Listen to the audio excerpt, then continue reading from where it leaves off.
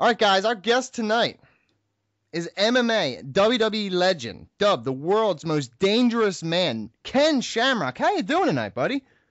I'm doing good. How about you guys? You guys Uh, doing good? yeah, can't complain, man. Just glad we got you on the phone. Listen, let's get right into it. Let's waste no more time. Let's start with your WWE career because we are a wrestling show. You feuded with the likes of Bret Hart, The Rock, Owen Hart, The Undertaker, greats, legends of the ring. Looking back on your career now, of all the guys you squared off against, who would you describe as your favorite feud, as your favorite match, as your favorite time in WWE? Well, it would be hard to, I guess it'd be hard to pinpoint that because I had a lot of great matches. I had a lot of opportunities to wrestle a lot of great wrestlers. I don't think there was one guy during my time that was a legend that I didn't get to lock up with. So I was pretty fortunate in that way that I did get to rub shoulders with a lot of great wrestlers. But I would have to say probably my greatest feud would have to be The Rock, just because it was a feud and we had several matches and on big pay-per-view events. And, in my opinion, definitely left unfinished. The Rock had done quite a few things to get himself where he's at right now. And, he never beat me square. So, there's a lot of unfinished business there. Listen, he's coming back. He came back. He's a WWE champion. He's working more programs. He's talking about coming back at WrestleMania 30. Would you ever consider coming back and maybe finishing that feud? Oh, definitely. Fact is, I've definitely tried to reach out, but I've been hitting, some walls. I'm not sure whether my messages are getting through or not, but yeah, that's something that, in my career, if you follow my career and you've watched everything that I've ever done from the time that I was in high school to where I'm at now, I've always been able to reach the pinnacle. In football, I was able to win championships, go to bowl games in college, be an All-American linebacker. There's a lot of things I was able to accomplish unprofessionally. And in my professional career, every time I jumped into organizations, I always reached the top to that professional and the title. I know with NWA, Jeff Jarrett, TNA, I was their first champion, heavyweight champion. And so I was able to reach that pinnacle. With Pancrase, I was their first champion. And also was able to bring it to the U.S., using my character. I also reached the level in the UFC as being the, UFC heavyweight champion one of the first of all time. Also Rookie of the Year, Fighter of the Year. I got into pro wrestling and, I got tag team champion. I've got Intercontinental champion, King of the Ring, Rookie of the Year, several times. Wished that I would have had that opportunity and probably should have had that opportunity to at least challenge for that heavyweight championship belt. I never got that opportunity, and I'm not sure why. But, it is what it is. But I will keep fighting, trying to get that opportunity and close this thing up to be able to be probably one of the only persons in sports history to ever go into several different organizations and become world champions in every one of them. Mike Chiari question? Yeah, Ken, you just mentioned, your pursuit of the WWF Championship, and one rumor that's kind of persisted for a long time is that you were potentially in line to win that title from Bret Hart prior to his departure for WCW. Of course, he didn't want to drop the title to Shawn Michaels. The Montreal Screwjob happened at Survivor Series. You were obviously very over at that time, so I was wondering if there was ever any conversation about doing that, if that was something that was in the works, or, how did that entire situation go down? Well, I know when I came in, there's definitely, no one ever told me this, but, you hear rumbles in the walls and little flies on your shoulders and things of that nature. And, they didn't bring me in there just to bring me in. They brought me in there to test the waters, to see whether or not they could change the grounds of pro wrestling and legitimize it a little bit, and using me to do that. And they did do that. You see where wrestling went. There's all kinds of finishing holds in wrestling now. So I really think that they were grooming me. But I think that in their defense, I wasn't living like a champion. I wasn't doing the things I needed to be doing as a champion. So I understand some of the decisions that they did make, especially during those times. I was away from my family quite a bit. I was, getting a little depressed. I understand. I went in there with a big old ball of fire. And, I think halfway through my session there, about a year and a half in, I just started to fade. And, so I understand some of the decisions that they made. But like I said, everybody deserves a second chance. Brandon Gavin, question? Yeah, Ken, you mentioned that you're trying to get back into WWE now, but when you originally left in 1999, you worked for other promotions. Between those years, how come you never went back? Did they ever reach out? Did you reach out, or is this now just something that's coming about now that you want to get back into WWE? No, I think there was some talks at different times with myself and them about trying to get back in. I just don't think we could ever come to a decision of what we were going to do. I wanted to go back, but I didn't want to go back full time. I have 7 kids and 9 grandbabies, and those kind of sacrifices are what you make when you're 21 years old or 24 years old, and you don't have a family and you could be gone, 360 days a year.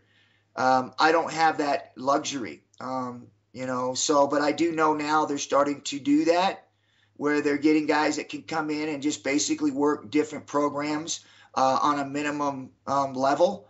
So I always thought that working that much really was detrimental anyways. You don't have much of a life. And I think that they've kind of starting to do that now, where they're not working the guys so much now, where they're allowing them to have some time off. But hey, don't get me wrong, man. It was a good time and it was fun. And I'm not sure anybody wanted time off during those times. So, yeah, it was fun, definitely. All right. Brock Lesnar, he's made the transition from the WWE to MMA, back to WWE again. A lot of MMA guys are trying to make the transition. Do you feel like it's a smooth transition? Do you feel like it's something most MMA guys can do or can't do? And how did you do it? Well, first of all, I can see a WWF or WWE or any pro wrestler going from that into MMA. I can see that transition. A lot of hard work, and you can get in and you can compete. But I don't see MMA, a true MMA fighter or a true athlete coming from any other sport, especially when you're talking about fighting, boxing, grappling, wrestling, those type of things. Is not an easy transition, because you have to train your body completely different than what you would if you were in the entertainment industry. Now, as a fighter, you control the outcome of everything that goes on in that ring. And in WWE, you do not control the outcome of everything that goes on in that ring. For instance, you look at Draws and you look at a lot of other guys. They lost, ways of living because they were not allowed to be able to control a lot of those things in that ring. So to me, it's a whole lot, it's different and it's dangerous. A lot of people don't understand this, that professional wrestling is dangerous. And so to make that transition from an MMA fighter into pro wrestling is very, very difficult. And that's why you don't see people. You've seen, Tank Abbott try it. You've seen Dan Severn try it. You've seen a lot of people do that. People go, what about Brock Lesnar? Brock Lesnar wasn't a true MMA fighter. Brock Lesnar was basically, eye candy for MMA. He came in there, he was big, he was strong, he won a few matches, he captured the title, and then he was out. Not much of a career. He is a true pro wrestler and amateur wrestler. So I think that it's a lot easier making the transition from being an amateur wrestler and a pro wrestler into MMA than it is from being an MMA into pro wrestling. Mike Chiari? Yeah, Ken, with WrestleMania coming up, I'd be remiss if I didn't mention WrestleMania 13. You served as the special guest referee for the Bret Hart versus Stone Cold Steve Austin submission match. And that's a match really that a lot of fans right now consider to be among the best of all time. So I was wondering, did you realize at the time, while you were part of that match, how good it was? And looking back at it 16 years later, how do you view that match? Well, I think first of all, you put all the elements in place. You've got two guys who have an attitude. You've got myself with the MMA mystique behind him going into that match. And with Vince's idea, his thought process to try and change wrestling and put it back to being a legitimate. So he had this in mind. He already saw the picture and how this was going to work. And so when he put all those pieces together and put us in the ring, I don't think anybody could have saw this thing playing out the way it did but Vince McMahon. I mean, it was genius. I mean, it was absolute genius because he was losing the rating wars with WCW. He had to do something or he was getting smashed out. And to his credit, he came up with something different. Let's think outside the box. Let's make this thing a little bit more edgy. And so they went out and they got me. And they put me in the ring with two guys that they thought could carry the torch in this edgy type attitude era, if you'd say. And so he did it. I thought Vince was genius in reinventing wrestling. So people could be proud of it and they don't have to, close their doors and shut their window shades when they watch pro wrestling. Now they could be proud to watch pro wrestling because the guys are men. So I really take my hat off to Vince. I thought he did a real good job. Could we see that this was going to happen that way? Absolutely not. But I think Vince is the only one that could see that. And, people say it was one of the best matches ever. I was in the ring. And I could tell you this, those guys weren't playing around, man. They did a heck of a job. And they went after each other. And I was proud to be a part of it. Brendan Gavin? Yeah, Ken, you mentioned the Attitude Era and wanting, Vince McMahon, yourself, and the rest of the guys in the locker room wanting to push the envelope, become edgier. But you were a major star coming over and helping to push that. Do you think you get enough credit from other wrestlers or just fans in general for helping push the Attitude Era to what it was?